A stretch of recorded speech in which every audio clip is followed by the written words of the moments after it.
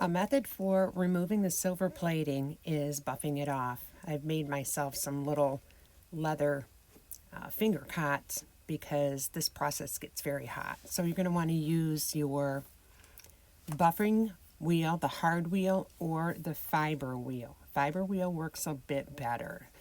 So you're going to use black compound, which is more aggressive, and we're going to buff off the silver plating. You can see right on the end here where the difference in color is. That means you have taken that layer of silver plating off. So we're putting on the fiber wheel. Like I said, it's more aggressive, and you want to be generous with the black compound because it's not the buffing that is really doing the work. It's the black compound.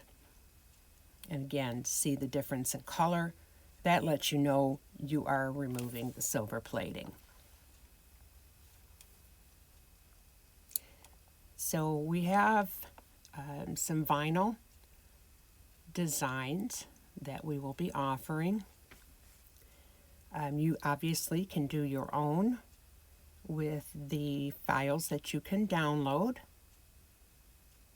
We have files currently for spoon bowl rings. This is one of the files that's going to become available soon in our cigar band ring collection. So you can remove either the positive or the negative. And I'll show you the difference at the end. Then you're going to use a transfer sheet. You're going to put that transfer sheet over the vinyl after you've prepared the vinyl. And using a squeegee, you're going to try and get out all the bubbles and make sure everything is adhered well to the transfer sheet. And you're going to take your piece of your flattened spoon bowl, and you're going to rough that up with some steel wool. You want to use some real scratchy steel wool. The 000 or quad 0 isn't aggressive enough. You're going to slowly peel back the transfer sheet. If you see pieces are not coming up, you're going to use the squeegee and continue squeegeeing it down until all the pieces come up on the transfer sheet. You're going to want to really get that spoon bowl super clean.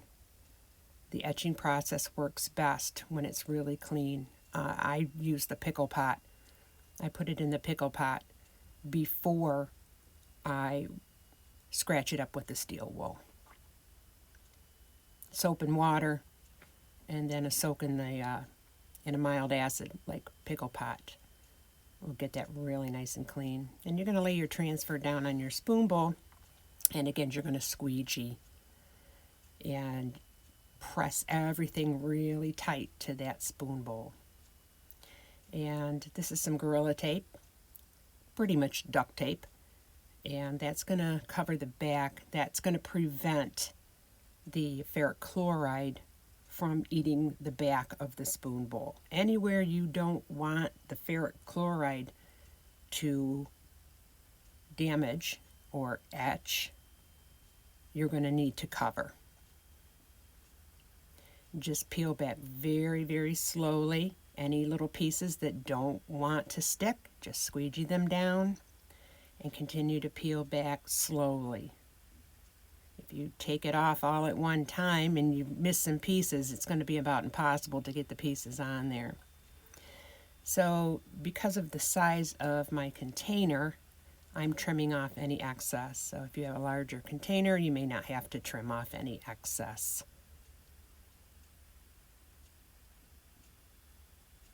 Then very, very gently, you're going to use your squeegee just to make sure everything is attached to the spoon bowl. Then I'm going to take a long thin strip of the Gorilla Tape and put that on the back. And we're going to put it into the ferric chloride bath, which I've already pre-warmed, and I'm attaching it to one side and then slowly dipping it in and attaching it to the other side. That ensures that you don't get bubbles trapped underneath.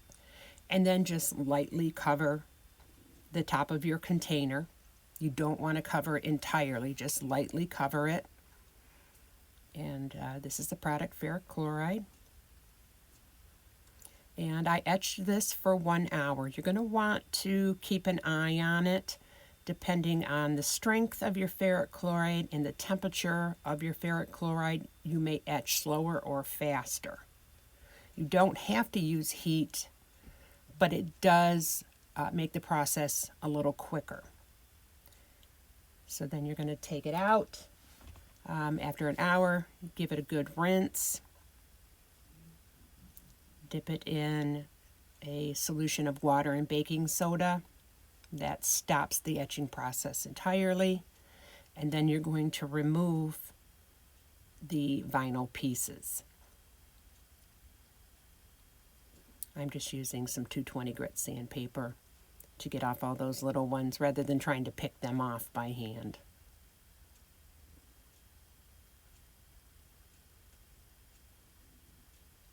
And using a brass brush, clean everything up.